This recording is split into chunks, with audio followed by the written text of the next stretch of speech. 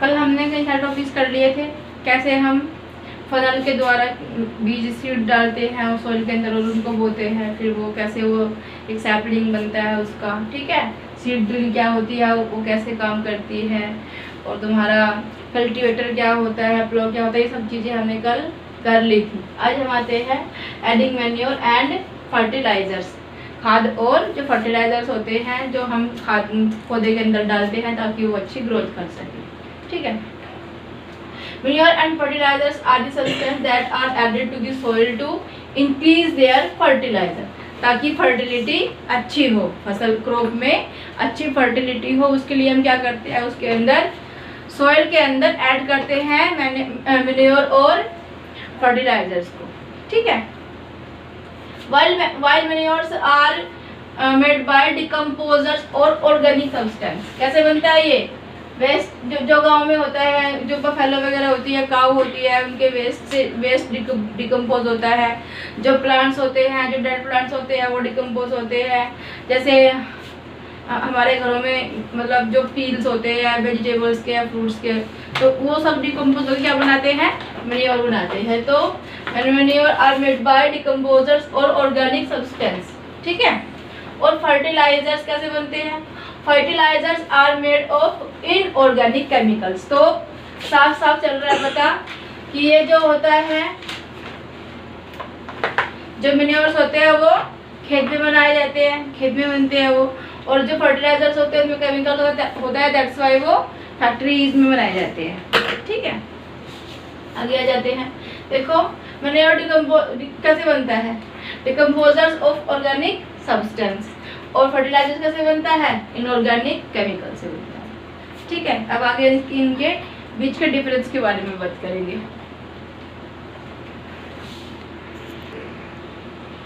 आता है अब difference between manure and fertilizers, क्या डिफरेंस होता है दोनों के बीच में, दोनों के बीच में क्या डिफरेंस है, क्या अलग अलग है। देखो fertilizer is a man made inorganic salt, क्या होता है, फर्टिलाइजर कृत्रिम रूप से बनाया जाता है, मतलब वो नेचुरल नहीं होता, उसको फैक्ट्रीज में बनाया जाता है तो इंसान बनाते हैं उसको, है ना।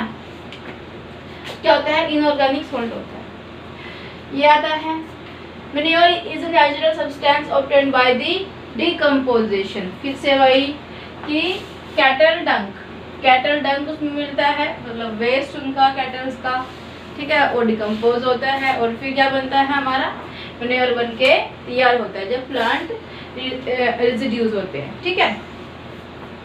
अब आगे आते हैं, fertilizers are prepared in factories, कहाँ पे बनता है, फर्टिलाइजर्स फैक्ट्रीज में बनता है और मैन्योर हमारा खेत में बनता है। तो manure can be prepared in the fields, ठीक है, कहाँ पे बनता है, खेत में बनता है। नेक्स्ट आता है fertilizers does not provide any humus to the soil, कि जो फर्टिलाइजर्स होते हैं केमिकल तो उनके अंदर होते हैं, तो उनकी वजह से उनकी एक महक होती है या फिर जो उनके अंदर थोड़ा बहुत पॉइजन भी होता है वही, तो उससे वॉर्म्स वगैरह नहीं आते हैं, ठीक है, उससे वॉर्म्स वगैरह नहीं आते हैं सॉइल के अंदर, तो अर्थ वॉर्म वगैरह नहीं आते हैं, तो क्या होता है कि वहाँ पे ह्यूमस नहीं हो पाता, ठीक है, क्या होता है, ह्यूमस नहीं हो पाता। और manure provide lots of humus to the soil, तो मैन्योर से क्या होता है कि काफ़ी सारी मात्रा में पौधों को ह्यूमस मिलती है, ठीक है। ह्यूमस होता है अर्थवॉर्म का वेस्ट, ठीक है, जिससे उसको ह्यूमस, मतलब एक बोल सकते हो तुम, जैसे ये अर्थ है, ठीक है, यहाँ पे प्लांट लगा हुआ है, ये इस तरह से इसकी रूट्स ऐसे फैली हुई है, ठीक है, तो जो ये होती है ये ह्यूमस होती है, जो सबसे ऊपर वाली लेयर होती है उसको ह्यूमस कहते हैं, ठीक है। ओके, ये हो गया। Next fertilizers are very rich in plant, देखो फर्टिलाइजर्स में क्या होता है, नाइट्रोजन होता है, क्योंकि वो मैन मेड होता है, जितना चाहे हम उसमें नाइट्रोजन मिला दे, जितना चाहे फॉस्फोरस, जितना चाहे पोटाशियम हम उसमें मिक्स कर सकते हैं, लेकिन इसमें हम मिक्स नहीं कर सकते। इसमें क्या होता है, क्योंकि ये तो एक नेचुरल प्रोसेस है, that's why we can't mix anything in it, that's why हम कहेंगे मैन्योर इज रिलेटिवली लेस, मतलब इसके कंपैरिजन में इसके अंदर कम होता है न्यूट्रिशन वगैरह, मतलब नाइट्रोजन, फॉस्फोरस और पोटेशियम एक्सेट्रा एक्सेट्रा, क्या होता है, कम होता है, क्योंकि इसमें तो हम मिला ही सकते हैं, इसमें तो हम मिला सकते हैं क्योंकि फैक्ट्रीज में बनता है, दैट्स व्हाई। ओके,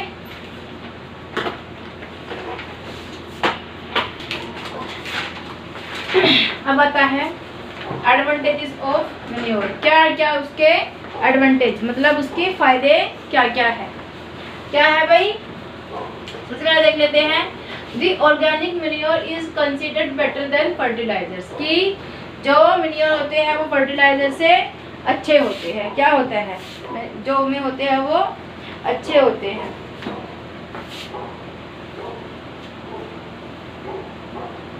क्यों अच्छे होते हैं भाई, क्योंकि जो मैन्योर्स होते हैं वो इको फ्रेंडली होते हैं, ठीक है, क्या होते हैं, इको फ्रेंडली होते हैं, मिट्टी को कोई नुकसान नहीं होता, वो अच्छे होते हैं क्योंकि वो क्या होते हैं, नेचुरल होते हैं, दैट्स व्हाई।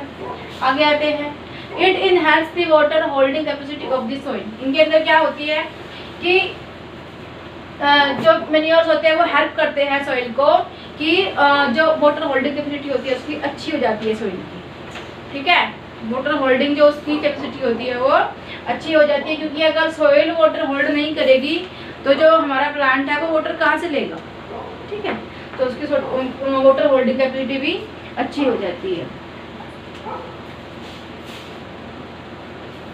ठीक है।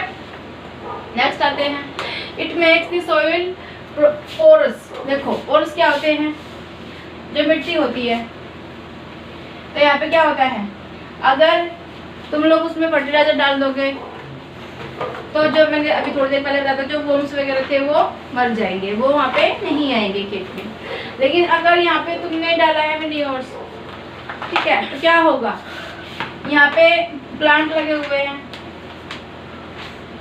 यहाँ पे प्लांट लगे हुए, ये उनकी रूट्स है, यहाँ पे कोई भी प्लांट लगा हुआ है, ठीक है, तो क्या होगा कि जो यहाँ पे अर्थवर्म वगैरह होंगे तो वो कुछ ना कुछ तो करेंगे, क्योंकि वो आखिर वो वर्म्स है, वो जीव है, क्या होगा, वो मूवमेंट करेंगे, यहाँ पे कुछ ना कुछ मूवमेंट करेंगे, करते रहेंगे करते रहेंगे करते रहेंगे, तो वो छोटे छोटे होल कर देंगे उसमें, सोइल के अंदर क्या कर देंगे, छोटे छोटे होल हो जाएंगे, क्योंकि छोटे छोटे से ही होते हैं, वो बाहर निकलेंगे, फिर से अंदर जाएंगे, फिर से बाहर निकलेंगे, फिर से अंदर जाएंगे, तो क्या हो जाएगा, क्या हो जाएगा, इन जो जैसे हमारे पोर्स होते हैं वैसे ही सोइल के पोर्स भी ओपन हो जाएंगे, क्या हो जाएगा, ओपन हो जाएंगे, तो रूट को जो गैस एक्सचेंज करते हैं, कार्बन डाइऑक्साइड से ऑक्सीजन में कन्वर्ट करते हैं, उसमें उसको वो क्या बोलते हैं, सांस लेने में हेल्प मिलेगी और उसको एक्सचेंज और गैसेज इजी, और वो जो गैसेज एक्सचेंज होती है उसको भी इजीली कर लेगी, ठीक है। It increases the number of friendly microbes. देखो माइक्रोब्स क्या होता है, ये भी कुछ अच्छे माइक्रोब्स होते हैं और कुछ बेकार माइक्रोब्स होते हैं, क्या होते हैं, अच्छे होते हैं और माइक्रोब्स होते हैं, अच्छे होते हैं बेकार होते हैं। तो जो ये मैन्योर होते हैं ये अच्छे माइक्रोब्स के नंबर को बढ़ा देते हैं ताकि सोइल को उसका बेनिफिट मिल सके, ठीक है। नेक्स्ट आते हैं, it improves the texture of the soil. Soil का टेक्सचर जो होता है उसको इम्प्रूवमेंट मिलती है जब हम उसमें मैन्योर ऐड करते हैं। उसमें मैन्योर ऐड करते हैं तो क्या होता है, टेक्सचर अच्छा हो जाता है सोइल का, ठीक है, फर्टिलिटी अच्छी होती है, टेक्सचर अच्छा होता है, वो आगे समझ लोगे तुम, जब 2-4 बार कर लोगे तो समझ लोगे, जब उसको पढ़ते रहोगे चैप्टर को, आगे भी कई सारी चीज़ें हम कराएंगे तो वो अच्छे समझ में आ जाएगा कि टेक्सचर क्या टेक्सचर, ठीक है, वो आगे समझ में तुम्हें आ जाएगा।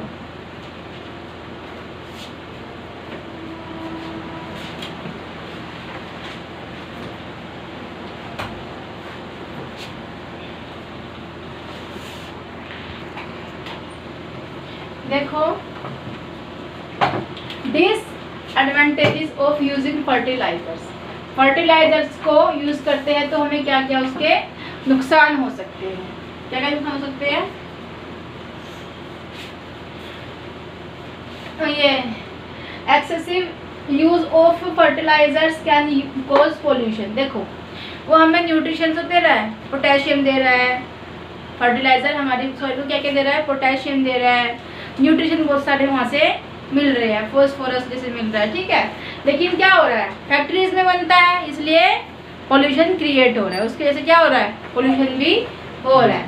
नेक्स्ट आते हैं it can also change pH of the soil in certain rare cases, कि कई बार उसका पीएच जो होता है वो चेंज कर देता है। क्या हो जाता है? पीएच चेंज हो जाता है। पीएच चेंज कैसे होता है? देखो, मान लो कि कोई रेतीली जगह है, मतलब जैसे कि कहीं डेजर्ट में चले गए और डेजर्ट में हम कोशिश कर रहे हैं कि हम धान उगा लेंगे, तो उगा पाएंगे? नहीं उगा पाएंगे। ठीक है, वैसे ही अगर हम किसी दूसरी जगह पे चले गए, ठीक है, वहाँ पे हम कोई और, वहाँ पे वो उस फसल के लिए वहाँ पे वो वाली सोइल नहीं है, लेकिन फिर भी हम वहाँ पे क्या उस दूसरी फसल को उगा सकते हैं। जैसे डेजर्ट में देखो, रेतीली भूमि जो होती है, जो रेत वाली होती है, जो सैंडी होती है, जो सैंड होता है, जहाँ पे बहुत ज़्यादा सैंड होता है, चिकनी मिट्टी वहाँ पे नहीं होती, क्ले की तरह नहीं होती है, वहाँ पे क्या होता है? सैंड होता है। तो वहाँ पे मूंगफली जो होती है, ग्राउंड नट, उनकी फसल होती है, उनकी क्रॉप्स उगाई जाती है। ठीक है, तो हर एक मिट्टी का अपना एक पीएच होता है। पीएच देखो, it can also change pH of the soil in certain rare cases. कई बार इसका पीएच चेंज कर देता है ये, जब ज़्यादा हम यूज़ करेंगे केमिकल को तो क्या हो जाएगा? जैसे ज़्यादा फर्टिलाइजर कर लिया हमने, जहरीली हो गई है, क्या हो जाता है? बहुत ज़्यादा फर्टिलाइजर अगर भेजेंगे जमीन को, यहाँ पे ये लैंड है, ठीक है, खेत है, फील्ड है, यहाँ पे हमें क्रॉप उगानी है भाई, गेहूँ की। ठीक है, अब हमने इसको, गेहूँ अच्छी सोइल में ही होता है। देखो, जितनी अच्छी सोइल होगी उतनी अच्छी हमारी क्रॉप उगेगी उसके अंदर। ठीक है, लेकिन जब इसके अंदर इतने केमिकल्स इतने सारे केमिकल मिले होंगे तो कैसे वो अच्छी होगी? ठीक है, तो क्या हो जाता है? इसका पीएच चेंज हो जाता है मिट्टी का, कि ये इस चीज़ के लिए थी, लेकिन इसमें हम कुछ और उगा रहे हैं तो वो नहीं हो पाती, खराब हो जाती है, डैमेज हो जाती है हमारी फसल बीच में। ठीक है, क्या हो जाती है? डैमेज हो जाती है। अब देखो, क्रॉप रोटेशन क्या होता है? क्रॉप रोटेशन होता है जैसे different crop are grown alternately to replenish with different nutritions. देखो, जैसे कि हमने पढ़ा कि जो रबी की फसल होती है और जो खरीफ फसल होती है, रबी की फसल क्या होती है? सर्दियों, वो रेनी सीजन में उगाई जाती है। ठीक है, रेनी सीजन में उगाते हैं ना। अच्छा, और खरीफ बताओ? वो ठंडियों में उगाई जाती है। ठीक है, वो मार्च से सितंबर से मार्च। ठीक है, अब देखो आगे, जब हमें यहाँ पे हमने किया कि गेहूँ वीट लगाया। ठीक है, 2003 में। ठीक है, हमने लगा दिया इसमें गेहूँ, उसके बाद हमने इसके अंदर क्या लगा दिया? गन्ना लगा दिया। अब गन्ना कब कटता है? सर्दियों में कटता है। तो फिर सर्दियों में गन्ना कट भी गया, फरवरी मार्च में कट गया। ठीक है, अब मार्च में गन्ना कट गया, अब दोबारा से गेहूँ लगाएंगे। लेकिन गन्ना जो होता है वो 2 साल तक चलता है, शायद भी नहीं पता, 2 साल तक, मतलब एक बार गन्ना कट जाता है, फिर दोबारा से वो उसके जो पार्ट्स बचे होते हैं, जो प्रॉपर गन्ना नहीं बन पाते शुगर के, तो वो फिर दोबारा से उग जाते हैं। तो फिर दोबारा से हम मार्च में हम यहाँ पे फिर गेहूँ की फसल नहीं उगा पाएंगे, फिर से दोबारा से गन्ना ही उग जाएगा उसके अंदर। तो क्या हो जाएगा? ये रोटेट हो जाएगी क्रॉप हमारी, फिर से हम गेहूँ को नहीं उगा पाएंगे। या फिर मान लो कि तुम्हारे घर में शादी है, किसी के घर में शादी, जो फार्मर है, शादी है या कुछ कोई और इंसिडेंट हो गया, ठीक है, ट्रैक्टर खराब हो गया, XYZ कुछ भी, तो जो हमारी फसल उगानी थी वो 1 मंथ क्या हो गई? 1 मंथ लेट हो गई हमारी क्रॉप। क्या हो गई? 1 मंथ लेट हो गई। अब 1 मंथ लेट हो गई, सीजन चला गया बोने का, जो सीड्स हमें उसके अंदर बोने थे अब वो फर्टाइल नहीं करेंगे, फर्टिलिटी नहीं होती उनमें अच्छी। तो यहाँ पे क्या होता है कि हम कोई दूसरी फसल उगा लेते हैं उसके बदले में। ठीक है, कोई दूसरी फसल को हम यहाँ पे उगा लेते हैं, तो क्या कहते हैं उसको? क्रॉप रोटेशन कहते हैं। ठीक है, क्या कहते हैं? Crop rotation. क्या कहते हैं? Crop rotation. अब आते हैं irrigation. The supply of water to crop at different intervals is called irrigation. ठीक है। क्या होता है जब हम वाटरिंग करते हैं फील्ड को, तो क्या होता है उसको क्या बोलते हैं, इरिगेशन कहते हैं। कई बार पता चलिए इस चीज़ के बारे में। नेक्स्ट आता है the time and frequency of irrigation varies from crop to crop, soil to soil and season to season. अब देखो इसका क्या मतलब है, इसका मतलब है कि हम सॉइल सीजन के अकॉर्डिंग भी देते हैं। जैसे हमने लगाया थी दोबारा से फिर से शुगर केन लगा दिया, गन्ना लगा दिया खेत में, क्या होता है गन्ना ऐप में होता है कुछ, ठीक है, गन्ना लगा दिया खेत में। अब गन्ना जो होता है उसमें एक बार पानी दे दिया और उसमें 1 महीने तक छुट्टी, 1 महीने के बाद फिर आराम से पानी दे सकते हैं हम, मतलब उसके ऊपर इतना फर्क नहीं पड़ेगा उस चीज़ का। लेकिन अगर हमने मान लो कि हमने मिर्च लगा दी खेत में, क्या लगा दी, मिर्च लगा दी खेत में, और मिर्च को हर 15 डेज से पानी चाहिए होता है। कुकुम्बर होता है उसको डेली बेसिस पे पानी चाहिए होता है। एक दिन छोड़ सकते हो क्योंकि उसके अंदर उतनी ह्यूमिडिटी रहती है, इतनी नमी रहती है, लेकिन ज़्यादा हम नहीं छोड़ सकते। जो कुकुम्बर वगैरह होता है, वाटर वाला होते हैं, इन सबको हम ज़्यादा सूखा नहीं छोड़ सकते, ठीक है। तो ये तो होगी क्रॉप के ऊपर कि क्रॉप जैसी क्रॉप होगी उसी के अकॉर्डिंग उसके अंदर हम इरिगेशन करेंगे, सिंचाई उसी की तरह से करेंगे। मान लिया कोई ये हो गया, पेड़ लगा देते हैं लोग, देखा होगा तुमने कि खेत में बहुत सारे पेड़ लगा देते हैं रो बाई रो, है ना। तो उन्हें 1 बार पानी दिया, 2 बार पानी दिया, 3 बार पानी दिया, फिर वो इतनी उनकी डीप चली जाती है, उनकी रूट्स की, वो अपने आप से पानी देना स्टार्ट कर देते हैं। उन्हें फिर पानी नहीं देता है कोई। ये जब पेड़ खड़े हैं रोड पे, कौन पानी दे रहा है इनको, नहीं दे रहा है कोई। तो वो क्रॉप के ऊपर डिपेंड करता है कि क्रॉप कैसी है, ठीक है। अगर शुगर केन लगाया है तो आराम से 15-20 दिन में पानी दे दो, नो प्रॉब्लम फॉर दिस। अगर मिर्च लगाई है तो 1 हफ्ते पे हमें पानी देना पड़ेगा, 1 हफ्ते में तो देना ही देना पड़ेगा। अगर हमने कुकुम्बर लगाया है खेत में तो हमें डेली बेसिस पे या फिर एक दिन का गैप रख के देना पड़ेगा उसमें पानी, ठीक है। अब आते हैं सॉइल टू सॉइल। अब सॉइल कैसी है वहाँ की, अगर वहाँ की सॉइल है कि भाई वो मिट्टी ऐसी है, सैंडी है, सैंड बहुत ज़्यादा है वहाँ पे, तो जितना मर्जी पानी हम दे लेंगे वो सबको क्या कर लेगी, ऑब्जर्व कर लेगी, सबको क्या कर लेगी, ऑब्जर्व कर लेगी। लेकिन अगर यहाँ पे क्ले मिट्टी है, चिकनी मिट्टी है, तो क्या होगा, पानी देंगे, ज़्यादा पानी देंगे तो क्या हो जाएगा, वहाँ पे कीचड़ सा बन जाएगा, मतलब बहुत ज़्यादा ऐसा हो जाएगा। तो उसमें लिमिट से पानी देते हैं भाई सॉइल टू सॉइल भी, कि भाई मिट्टी कैसी है उसके अकॉर्डिंग हम वहाँ पे इरिगेशन करते हैं। फिर तीसरा आता है सीजन टू सीजन। अब देखो ठंडियों में क्या होता है, सर्दियों में, विंटर में क्या होता है, सूरज कम निकलता है, इवेपोरेशन कम होता है, तो गीली रहती है मिट्टी, नमी रहती है उसके अंदर, ठीक है। और अगर हम समर की बात करें, समर में क्या होता है, बहुत जल्दी पानी उड़ जाता है, इवेपोरेट बहुत जल्दी हो जाता है, तो हमें जल्दी पानी देना होता है खेत के अंदर। और बरसात में तो ऑलरेडी बारिश हो रही है, हमें तो क्या ही पानी देंगे हम, ठीक है। तो सीजन टू सीजन ये समझ में आया क्या। इरिगेशन कैसे करते हैं हम, the time and frequency of irrigation varies from crop to crop, soil to soil and season to season, ठीक है। अब आगे आते हैं, to maintain the moisturize of the soil for healthy crop growth. यही कि जब हमें अच्छी चाहिए होगी क्रॉप, तो हम क्या करेंगे, उसमें हम एक इंटरवल पे, टाइम इंटरवल में हम अपनी क्रॉप में पानी देंगे, उसकी इरिगेशन करेंगे।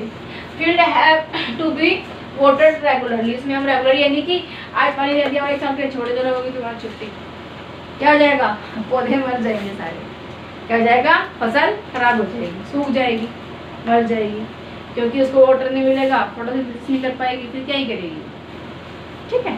कुछ में